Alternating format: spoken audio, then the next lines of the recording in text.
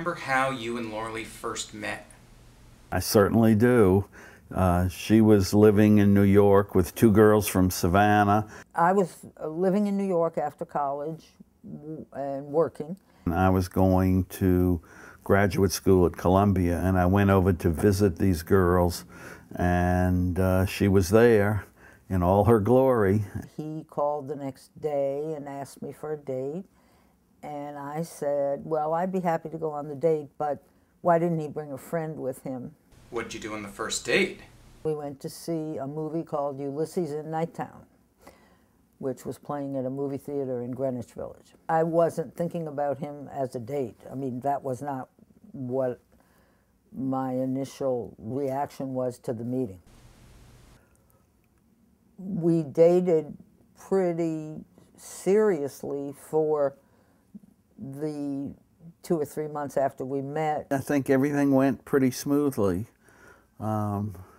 The biggest incident was when Lorlee first met my parents. We went into the suite, and there was a vase of beautiful flowers on the piano, and when his mother came out of the back, Arnold said to her, I'd like you to meet Lorlee, and then I said, those flowers are really beautiful on the piano. Did your husband send them to you? And she said, no, Arnold's date from last night sent them.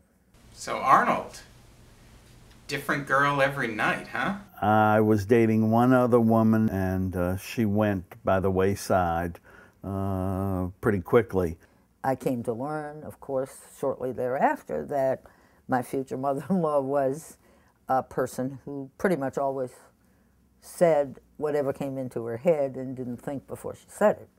So your mother-in-law was someone who always said exactly what she thought. Yeah, that must be challenging. Arnold, it's been said that Lorlee is pretty straightforward. When did you get your first glimmer of that? I think it was the first time she was going to meet some of my family, and we were in a taxi going downtown, and I was trying to explain to her the kind of personality, particularly my uncle, was. She got furious at me, as she did once in a while, and she told the cab to stop, and she got out and she said, if you don't think I know how to handle myself in a family situation, let's call this off right now. You like potato? And you like potato? You like tomato? And you like tomato? Potato? Potato? Tomato? Tomato? She was a strong woman and still is. So you found each other, you liked each other. So tell me, when did Arnold decide to make an honest woman out of you? We got engaged in February, actually on Valentine's Day.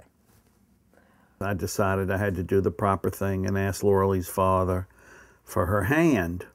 And I tapped him on the shoulder and I said, Mr. Shark, would you like to have a drink with me, as we were walking across the lobby? And he was a wonderful guy and pretty straightforward and somewhat naive. He said, no, thank you, I'm not thirsty. And I got all flustered. And Lorlee's mother, who was a little more insightful about those things, gave him a kick in the side, and he realized what it was all about. And he said, oh, of course I'll have a drink with you. He said, come with me outside, and we went into where the gardens of the hotel were.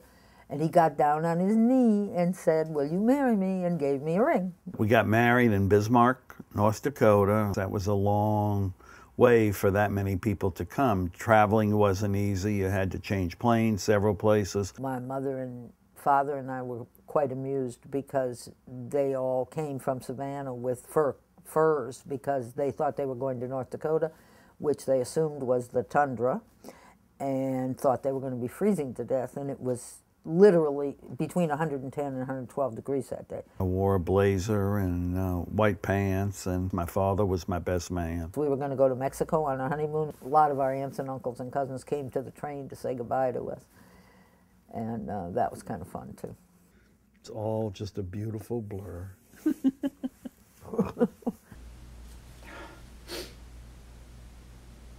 I need a minute. Just keep talking. Georgia, Georgia. Arnold kept saying to me every day for almost a year, don't you think we should try to move into a bigger house? And I would say, well, you know, I really don't have time to go look for a house. If you want a house, different house, you go find it and we'll just move into it because I don't have time for that. Everybody in the car, we got in the car, all 6 of us, and he drove downtown and he pulled up in front of 20 West Jones Street and he said, this is the house. I'm buying it. And I said, you've got to be kidding. And he bought it the next day. We lived there for over 30 years. And it was a great house. Nice. So how do you fill up 50 years?